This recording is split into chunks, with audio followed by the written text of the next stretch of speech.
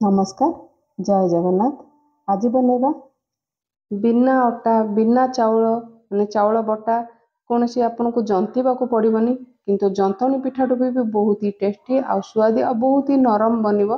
तो बनैबा सहज आउ आपण जो व्यस्तता भितर पूजा पर्वाणी दिन मानकर किंबा गुरुवार मार्गशीर मास गुरुवार रे बहुत ही कम समय आपण ए टेस्टी पिठा बनै पारिबे जोटा कि आपण जंतणी पिठाटू भी बहुत ही टेस्टी आउ आपन को बहुत ही कम समय पिठाटी बनै पारिबे।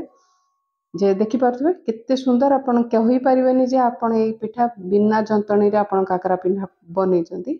आपण मानको स्वागत करछि देसी फूड कोर्ट ओडिसा को। तो चलंतु पिठार रेसिपी बनेबा। तो प्रथमे आमे बनेबा पे गोटे बड़ जगह नै जिबा। तो एठी नैछि गोटे गिना सुजी। तो आपण पाखरे जे कोनोसी सुजी मोटा किंबा सरू जे कोनोसी सुजी आपण पाखरे अछि तो आपण माप हिसाब रे गोटे गिना एठी सुजी नै पारिबे। आपण जेतिकी बनबे सेही अनुसार सुजी रो परिमाण अधिका नै पारिबे।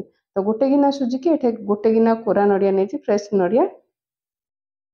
तो जेहेतु पूजा पर्व दिन रे बहुत ही काम थाए सेति भितर भी आपण कम समय रे पिठाटा बनै पारिबे। केही कहि पारिबेन जे आपण बिना जंतणी रे बनै चंदी। तो एठी देछि चीनी आपणकर टेस्ट जेतिकी मीठा खाइबे से अनुसार चीनी किंबा गुड़ दे पारिबे।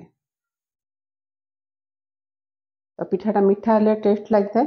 तो काहू काहू कम मीठा खाइबा को भी पसंद तो चीनी रो परिमाण आपण कमे पारिबे। गुड़ से अनुसार आपण नै पारिबे। मीठार बैलेंस पे एठी टिके लूण देछि आधा चमच रो भी टिके कम देछि लूण। तो एठी आमे देबा उषुम पानी बहुत गरम नै। तो देखि पाते हाथ मारले जेमती पानीटा तातिबो सेही टाइप रो उषुम पानी एठी नेछि। तो अल्प अल्प पानी एठी ऐड कर नेबे। जेते नडियाटा आमे ऐड करछे तो टिके गरम पानी पकेले नडिया तार तेल छाड़िबो। तो पिठाटा बहुत ही नरम बनिबो जे आपनकर जेमती काकरा पिठा बनौचंती जंतणी रो से टाइप रो बनिबो। तो ए प्रोसेसटा निश्चिंत बनांतु आपनकर रेसिपी बहुत ही बढ़िया लागबो। तो देखि पाते गोटे गिना पानी आनिथिली पूरा गोटे गिना जाक पानी एठी मु ऐड कर नेली। तो बेसी पानी ऐड करबेनी।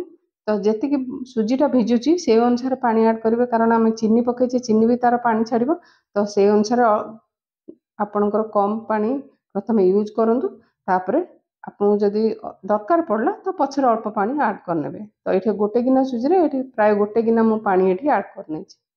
तो एठी 10 मिनिट आमे रेस्ट रे रखनेबा। तो 10 मिनिट पर देखोछि आपनको। तो देखि पाते केते बहलिया हे जाइछि।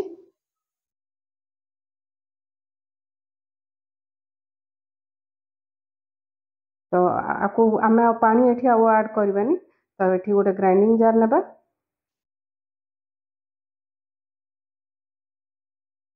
तो एठी आमे जो सुजी भिजे के रखितले तो एठी ग्राइंडिंग जार एठी ऐड कर नेबा।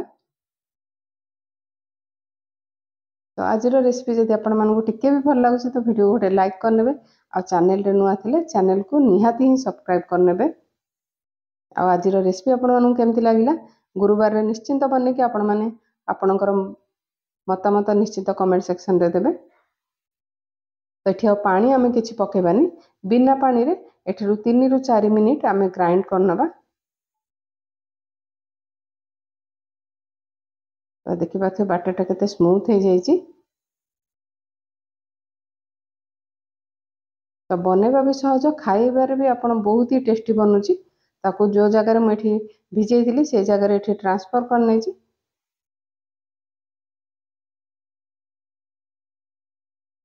एठी जार धोई कि टिके अल्प पानी 2 चम्मच पानी एठी ऐड कर नेछि। तो आपण अधिका जदि पानी यूज करछन्ती पिठाटा पूरा माने बहुत पतला है कि माने भलो लागबोनी। तो आपण देखि पारछो अति बहलिया नै कि अति पतला करबेनी। एठी गोटे चम्मच देछि पान मधुरी।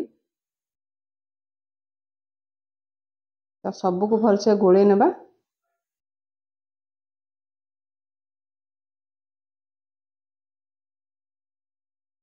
तो केतिकी बहलिया अछि आपण देखि पारथबे। तो आउ आमे रेस्ट रखिबानी। एठी नै जे गोटे छोटो करे देखि पाथो केते कम तेल नैछि। तो आपण जदि बड़ त करे नउचंती तो आपण 2-2टा पिठा बनै पारिबे।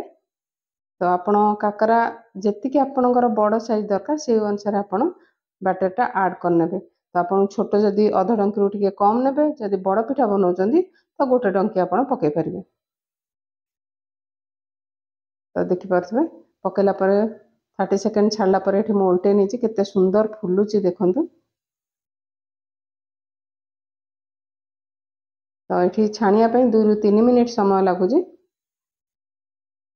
ଆଉ ଯେତିକି ତେଲ ପକାଇଛି ସେଥିରୁ ବି ତେଲ ଏଠି ବଞ୍ଚି ଯାଇଛି, ତ ବହୁତ ହି କମ୍ ତେଲରେ ଆପଣ ଏଇ ପିଠା ଛାଣି ପାରିବେ। ତ ଦେଖନ୍ତୁ ଆମର ଏଠି ପିଠା ବନିକି ରେଡ଼ି ହେଇଗଲା।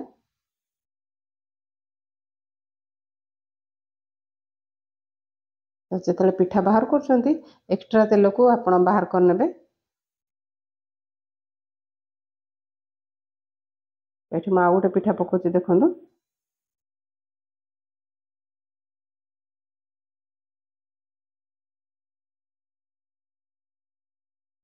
ତ ଆପଣଙ୍କୁ ଜନ୍ତଣି ପିଠା କରିବାକୁ ଯଦି କଷ୍ଟ, ତ ଏମିତି ନିଶ୍ଚିନ୍ତ ପିଠାଟା ବନାନ୍ତୁ।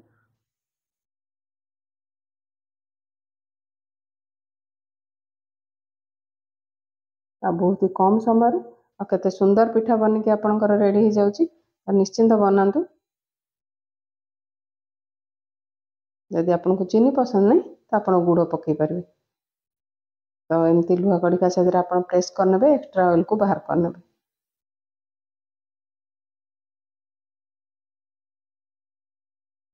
ଏଠି ଦେଖନ୍ତୁ ଆମର ବନିକି ସବୁ ପିଠା ରେଡ଼ି ହେଇଗଲା। ଆପଣମାନେ ଗୁରୁବାର ଦିନରେ ବନାନ୍ତୁ, ଆଉ ଆପଣଙ୍କ ମତାମତ ସେୟାର କରିବାକୁ ଜମାରୁ ଭୁଲିବେନି।